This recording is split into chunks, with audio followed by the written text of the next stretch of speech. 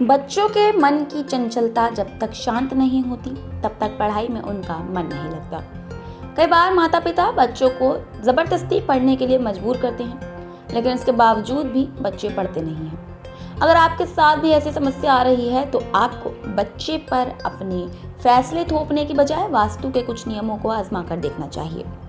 वास्तु के कुछ ऐसे उपाय हैं जिन्हें बच्चे के पढ़ने वाले कमरे में अगर आप कर देते हैं तो कई शुभ परिणाम बच्चों की शिक्षा के क्षेत्र में प्राप्त हो सकते हैं। तो चलिए जानते हैं कि वो वास्तु के उपाय कौन से हैं। देखिए, आपको बच्चों के कमरे से कौन सी चीज़ें दूर रखनी है। देखिए, माता पिता कभी भी पढ़ाई वाले कमरे में ऐसी चीज़ों को ना रखें जिससे बच्चे का ध्यान भटके, जैसे टीवी, रद्दी, मैगजीन आदि बच्चों के पढ़ाई वाले कमरे में आपको नहीं रखनी चाहिए। जिस कमरे में बच्चे पढ़ाई करते हैं वो कमरा खुला हुआ हो, वहाँ पर सूर्य की किरणें आती हों और रोज़ाना उसकी सफाई होनी भी बहुत ज़रूरी है। वहीं आपको बच्चे के कमरे के रंग पर भी ध्यान देना ज़रूरी है। जी हाँ, बच्चे जिस कमरे में पढ़ाई करते हैं उसका कलर भी आपको सोच समझ कर रखना चाहिए। बच्चों के कमरे को कभी भी डार्क कलर में ना रंगें। वास्तु में इसे सही नहीं माना जाता, इसीलिए गलती से भी आपको बच्चों के कमरे में कभी काले, नीले या लाल रंग से पेंट नहीं करवाना चाहिए।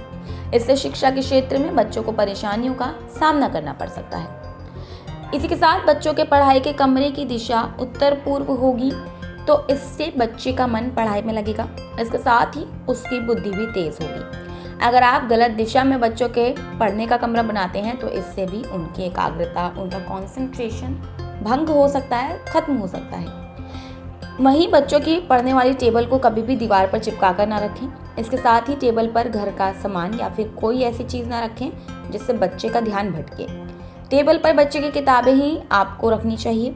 इसके साथ ही टेबल पर आप माँ सरस्वती की प्रतिमा या फिर तस्वीर लगा सकते हैं। इससे बच्चे को शिक्षा के क्षेत्र में लाभ प्राप्त होंगे।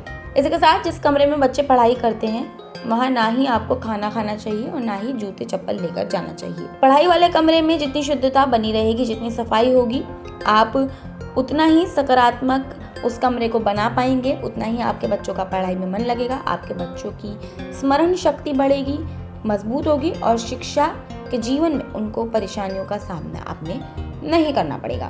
फिलहाल के लिए इतना ही। यदि आप भी अपने बच्चों को चाहते हैं कि उनका पढ़ाई में मन लगा रहे तो इन वास्तु टिप्स को फॉलो जरूर कीजिएगा और ऐसी ही तमाम जानकारियों के लिए आप बने रहिएगा सौगंध टीवी के साथ।